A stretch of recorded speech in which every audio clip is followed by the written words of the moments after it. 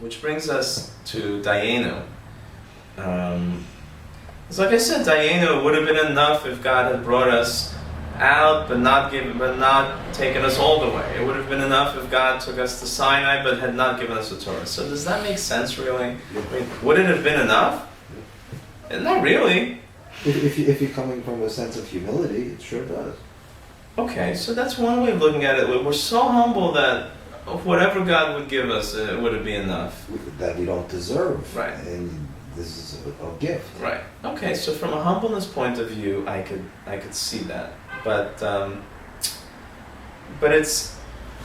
it's a happy song, and it somehow it just doesn't sit with, it just doesn't make sense to me. It just doesn't make sense, you know.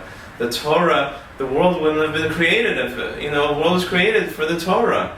And so if God hadn't given us the Torah, sort of the purpose of the world is lacking. There's no purpose of the world, so, what does the song mean? How can we understand it? So I want to offer an explanation. Dayenu is really a love poem. It's a love song from the Jewish people to God, to Hashem. And when you love someone, then you want to spend every moment with them. And every moment that you spend with them is precious. And it's so precious that, of course, you want to spend the rest of your life with that person. You want to grow old with them. But even if you only had this moment, like that moment, then it would be enough. Like, even if I can't have it all, but at least give me this moment because I'm in love with this person. You can imagine like those moments in your life that, you always remember that picnic in that beautiful lake with that special person, and you know what, if it ended then and there, my life's complete. It wouldn't be great, but I'd be happy. There are those moments with that special person, with that special situation, that would be enough. And so the Jewish people are singing a love song to God.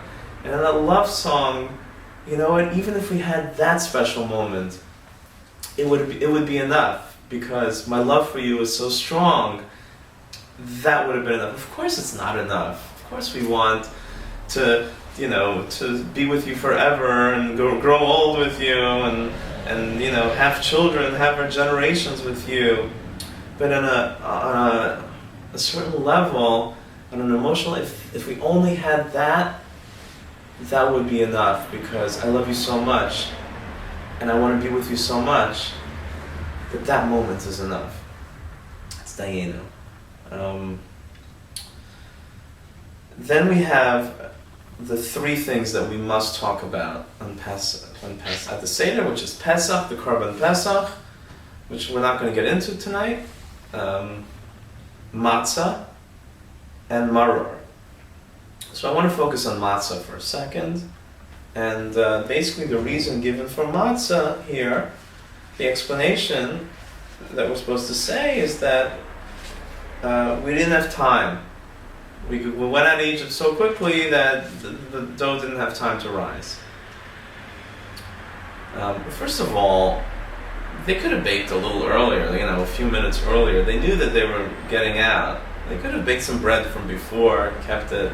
Bread doesn't spoil so quickly. Could have had bread. And second of all, is that the meaningful message that we want to give, from this Seder?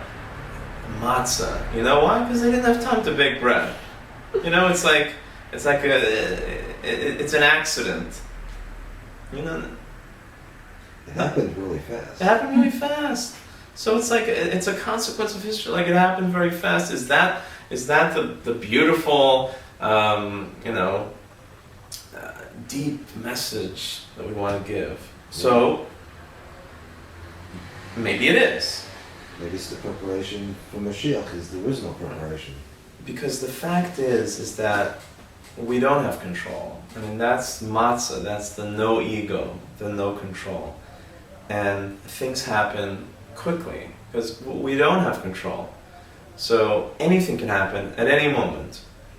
And that is the deep message of matzah, that God is the king. And we have no control over our lives. And the way that our faith comes into play, that yes, the redemption can happen at any moment. My personal redemption can happen at any moment. Things can change. Everything can change. Because you know what? I'm not in control of my life. And once we sort of give up that control of our life and recognize that things can change, then we have hope, then we have faith, we have hope, we have, we have a desire to live, to see what's going to happen, what can happen. B'chol dor vador, the Haggadah tells us that we actually have to experience the redemption in every generation, because you know what? It didn't only happen back then, but it's happening, and that's why I'm bringing this into a personal, like it's happening to us. It's work, because that's what the Haggadah says, that in every generation we have to see ourselves as if we're being redeemed from Egypt. We're obviously not being redeemed from that Egypt, but we're being redeemed from our own Egypts. And this is what we have to experience and re-experience every Seder. Then we say Hallel, and we drink our second cup of wine.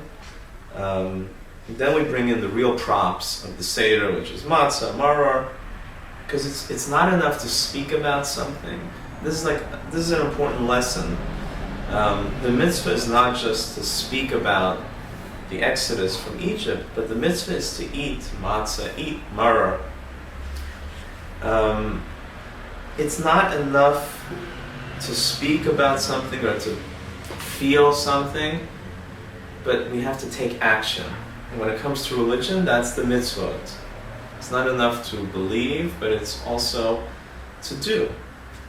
When it comes to our life, when it comes to like relationships or our love, it's not enough to say it, but you have to, just words are empty, they don't mean something. You have to do, you have to show, you have to actually do actions. Then we have our meal, which we've all been waiting for. And then we have the afikomen, because sort of we have to be brought back, snap out of that, because we're in the meal, basically, it's over, everyone's like ready to go home, like full, nobody wants to do it anymore. So we got, the afikomen. Let's get back to business here, because we have a purpose here. We're in a session. Then we say Birkat HaMazon, the third cup. We open the door for Eliyahu, which is a whole other thing to talk about, but I'll just say that there are some customs that we actually drink the fifth cup of wine. I think the Sephardim drink the fifth cup, which is the Kos Eliyahu. It seems like in temple times they only have 4 cups, which is what we do now, but later on in the exile they had a 5th cup to remind us of this exile. And then we say that Hallel again, the second part of Hallel, on the 4th cup, and that's the end of the Seder. After that we have some Kabbalistic songs. One of them is Haggadah, which talks about a goat that Dad bought for two zuzim. One of the mystical explanations of that is that the goat represents Klal Yisrael, represents the Jewish people. Obviously the Father is God, and the 2 zuzim are the Ten Commandments, the Shluchot. And each one of the animals and things that happen are challenges that we had to deal with, exiles. We had the cat is in Egypt, that oppressed us, but for a purpose, so to speak. The cat, the dog. Well, you know what? I can't go through all these things because I'd have to, But it's not just a kid's song. Let's put it that way.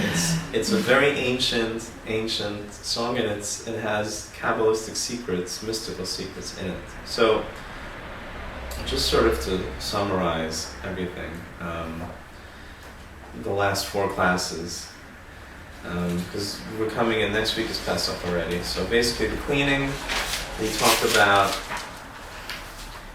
there's Pesach cleaning and there's spring cleaning. You don't have to do your spring cleaning this week. You have to clean for Pesach, which basically means getting rid of chametz and getting rid of any chametz that you might eat. So if it's tiny crumbs, that you probably wouldn't have to get rid of anyway because you wouldn't eat them. And certainly if you can't see them, then you don't have to go crazy with that. So that should make the cleaning easier. If you know that you never brought in chametz to a room, like no food in that room ever, then you don't have to clean it because there's no chametz, you're sure that there was no chametz there. So that should sort of make you don't have to wash the windows, so that should sort of make our job a little bit easier. Basically we don't eat chametz, we don't own chametz, we don't eat kitniot either, like we talked about, but you're allowed to own them, you don't have to get rid of them. And cosmetics and soaps and all that stuff you don't have to get rid of, you can use them because they're not edible. And if something's not edible, then you don't have to get rid of it. You can't eat it, obviously, because then it would be edible. I wouldn't recommend eating it. All medications also are not food. If something has flavoring in it, like if you had cough medicine with a cherry flavor or something, then you would have to investigate to see if that's chametz or not. If you were sick, if it was kitniot, like corn syrup or something, and if you need it, if you're sick, then you can eat it on Pesach. But otherwise there shouldn't be a problem with chametz in medicines. The Seder, we did the important parts of the Seder, the 4 cups of wine, and it's not that much wine, the Revi'ah that we showed. It's like that much, basically a cheekful, so you should try to get a small cup, because you want to drink the entire cup or most of the cup, no matter how big it is. So, in the 4 cups of wine, we drink them leaning to the left, as we do the matzah, when we eat the matzah. You should try to get shmur matzah if possible for the Seder. And don't forget the real important parts of the Seder, which are, like honoring your parents and not embarrassing someone and not saying lashon hara and being nice to people, which all those are Torah commandments. So they would probably trump the wine and if you had to choose, but we don't have to choose. We can do both. So I want to wish everyone a very happy and healthy and kosher, as we say, Chag Kasher v'Sameach, and we should all be blessed with the strength and with the ability to find our redemption, to be able to clear out our own chametz and reach a level of freedom, of true freedom, where we get out of Mitzrayim, of the narrowness, and we're able to appreciate the real things in life, the good things in life, and appreciate also the role that God plays in our lives. So, Chag Sameach, and good luck in your journey.